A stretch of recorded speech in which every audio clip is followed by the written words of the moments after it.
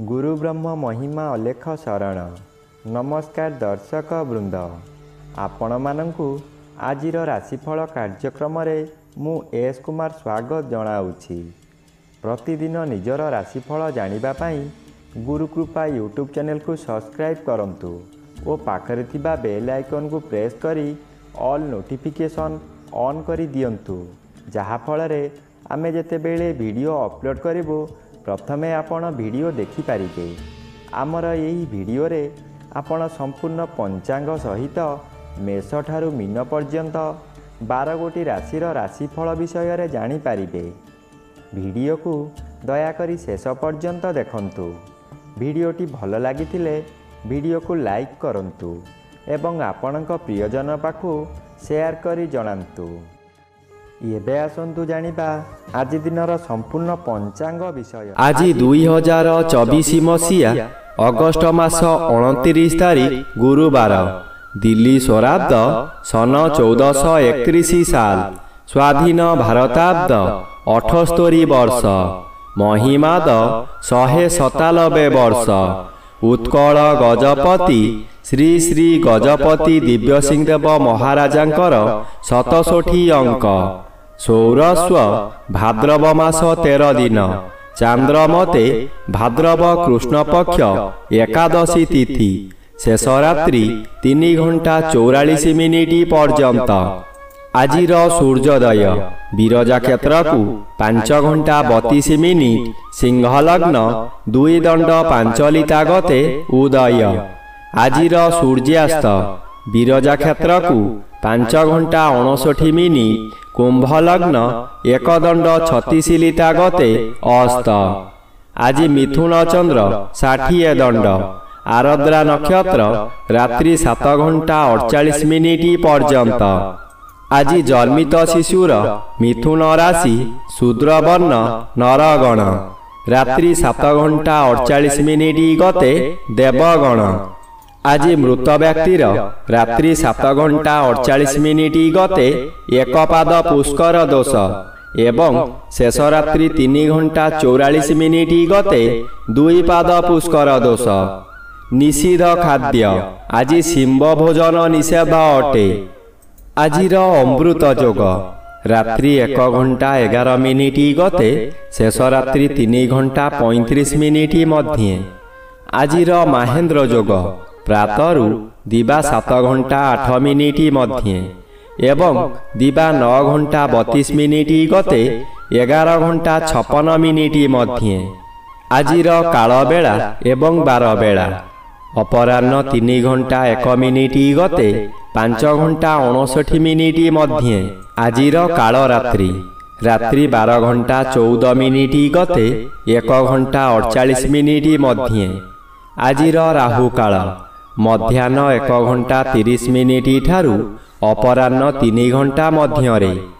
आज कन्या राशिर घात चंद्र रात्रि 7 घंटा 48 मिनिट मध्य, कुंभ राशिर घात नक्षत्र, घात तिथि नाही। तुला राशि और कुंभ राशिर घात बार।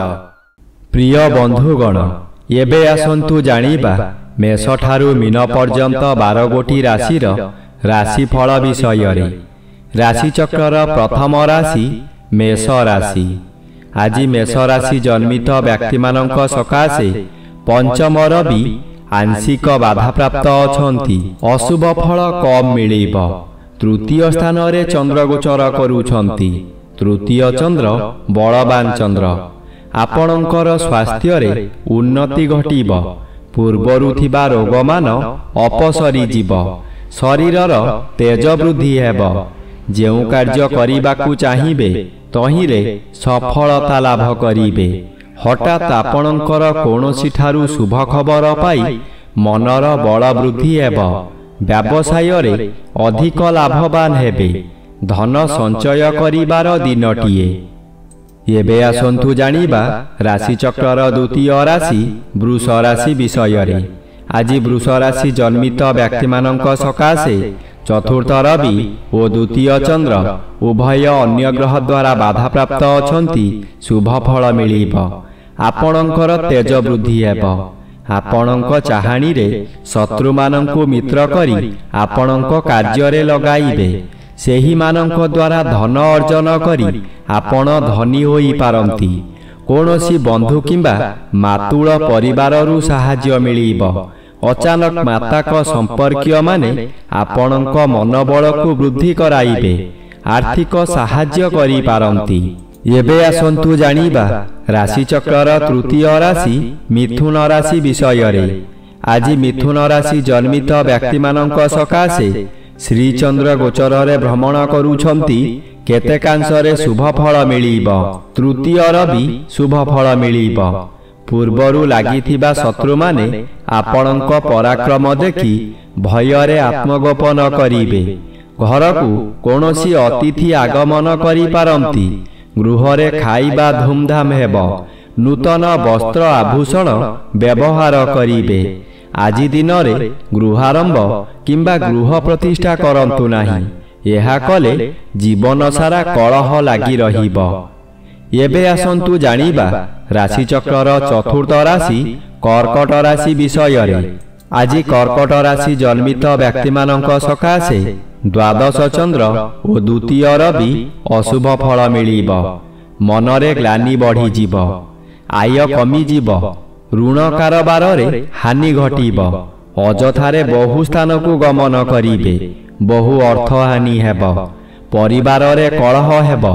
ହାତ ପାଆନ୍ତାରେ ଥିବା ଅର୍ଥ ହାତରୁ ଖସିଯିବ। ଏହି ସମୟରେ କୌଣସି ବ୍ୟକ୍ତି ଆପଣଙ୍କୁ ମିଠା ମିଠା କଥା କହି ଭୁଲ ରାସ୍ତାକୁ ନେଇଯିବେ। ଅସାବଧାନତା ହେଲେ ଆପଣଙ୍କ ଭାତ ହାଣ୍ଡି ଭାଙ୍ଗିଦେବା କିଛି ବଡ଼ କଥା ନୁହେଁ। ଏବେ ଆସନ୍ତୁ ଜାଣିବା ରାଶିଚକ୍ରର ପଞ୍ଚମ ରାଶି ସିଂହ ରାଶି ବିଷୟରେ। ଆଜି ସିଂହ ରାଶି ଜନ୍ମିତ ବ୍ୟକ୍ତିମାନଙ୍କ ସକାଶେ ଜନ୍ମର ବି ଅଶୁଭ କରାଇବ। ଆତ୍ମା ସର୍ବଦା ବ୍ୟାକୁଳିତ ହେବ। ସର୍ବଦା ଅନ୍ୟମନସ୍କ ରହିବା ହେତୁ ଯିଏ ଯାହା କୁହନ୍ତୁ ମନରେ କ୍ରୋଧ ଜାତ ହେବ। ଏକାଦଶ ଚନ୍ଦ୍ର ଆଂଶିକ ବାଧାପ୍ରାପ୍ତ ଅଛନ୍ତି। ଶୁଭ ଫଳ ପ୍ରଦାନ କରିବେ। ବହୁଦିନର ଆଶା ଆଜି ପୂରଣ ହେବ। ଉପକାରୀ ବ୍ୟକ୍ତିମାନଙ୍କ ଦ୍ୱାରା କାମ ହାସଲ କରି ପ୍ରଶଂସା ପାଇବେ। ପରିବାର ମଧ୍ୟରେ ଅତିଥି ସତ୍କାର କରି ଦାନ ଧର୍ମ କରିବେ।